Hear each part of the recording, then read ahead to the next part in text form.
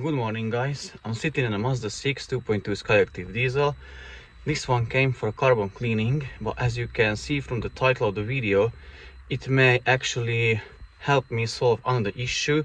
So I'm not even really going to talk about this car or like the live data section, like what I'm going to check, because you can find that in my other videos.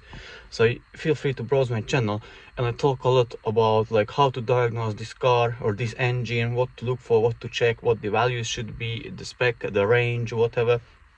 So feel free to go ahead and look at that.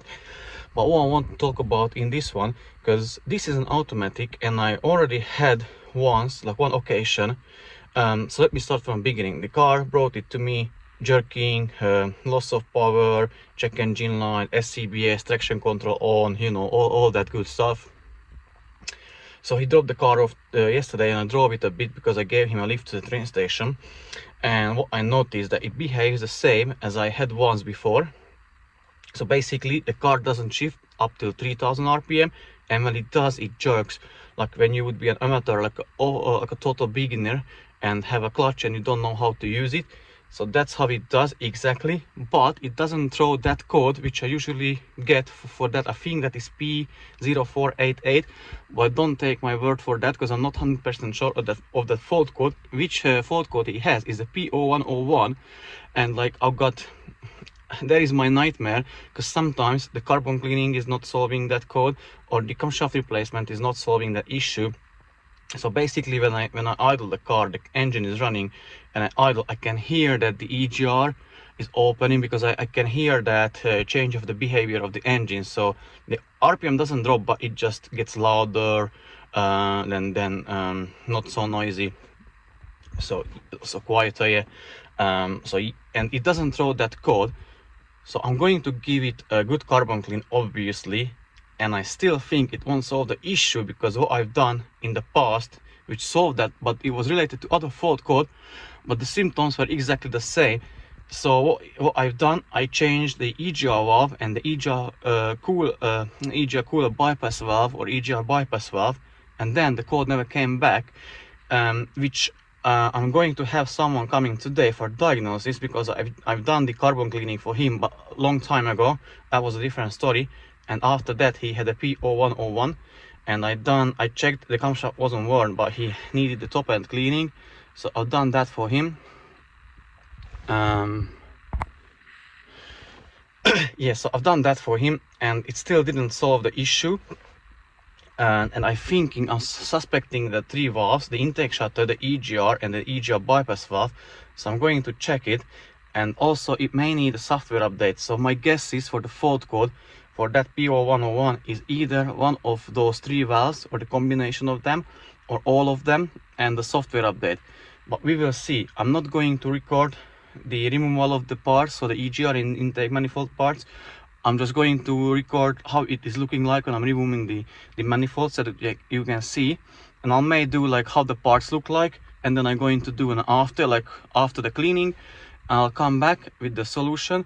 Like if I could solve the issue, I will take it for a test drive and check if the P0101 and the SCBS and traction control fault codes come back or not. So yeah, stay tuned and enjoy the rest of the video.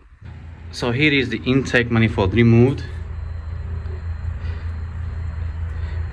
I don't know how much you will be able to see. It's not that bad, I'll be honest. I expected it to be a lot worse. So what I'm going to do now, I'm going to remove the intake shutter valve, or throttle body, whichever you prefer to call it, this EGR pipe from it, and I'm going to separate this part for the EGR cooler bypass valve, and then my girlfriend will do her lovely job and clean it the best as she can, so immaculate. And now let me show you what the ports look like, but I can tell they are not that bad either, as I expected. And this is how the intake ports on a 2017 Mazda 2.2 Skyactiv diesel look like after around 100,000 miles on the clock.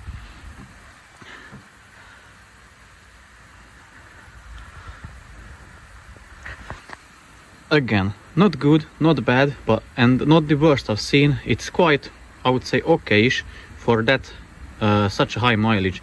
So it's not that bad as I expected. but now let's get it cleaned.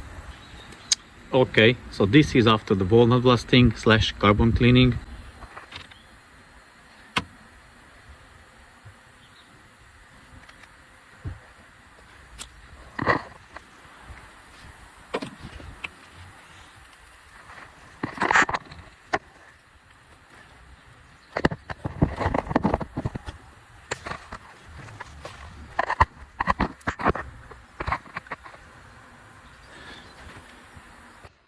Okay, now I'm sitting in a Mazda CX-5 which came back for diagnostic. You can remember it from the channel.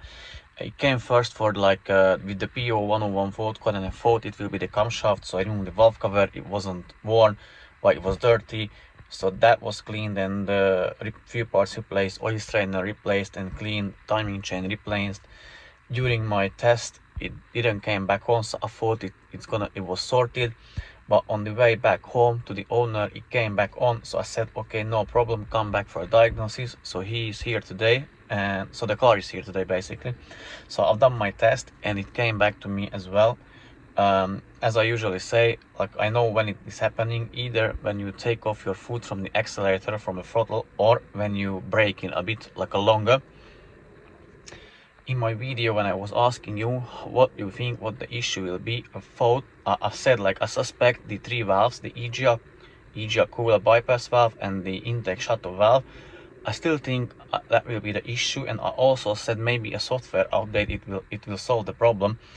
So what I've noticed, what I found out after like driving it, so I drove it, the fault code came back on, stopped it and plugged the diagnostic tool without turning the engine off, and I checked the live data, and I've seen from the live data, because every like PID has like let's say for example the EGR cooler has the desired position and the actual, and both, like, it looked like the ECU wasn't controlling neither the EGR cooler, the EGR and the intake shutter. So the intake shutter was open, I think 92 degrees of percent, and the ECU wanted like I think 82. So when I revved it, nothing changed. So it didn't even open like more, didn't close more. So, and the desired values didn't change, and that was the case with the EGR and the EGR cooler bypass. Even though I gave it a little bit of gas, so the throttle and the values didn't move, so it seemed like the ECU is not controlling, so it was either stuck open or stuck closed.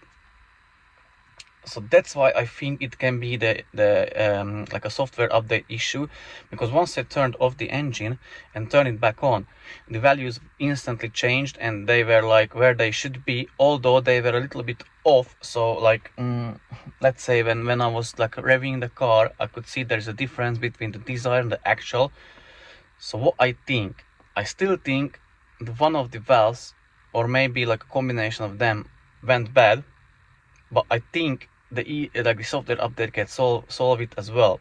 So first things what will be done to the car, because we start from the cheapest, that will be the software update, and then replacement of the parts, and then we will see if it solves the issue or not. Also, I noticed with my scan tool, like on this particular car, it's a 66 plate, so 2016 model, I cannot turn off the SCBS, but on the other one, which I started recording in, which came for carbon cleaning, I can actually turn that off. So I can turn off the SCBS.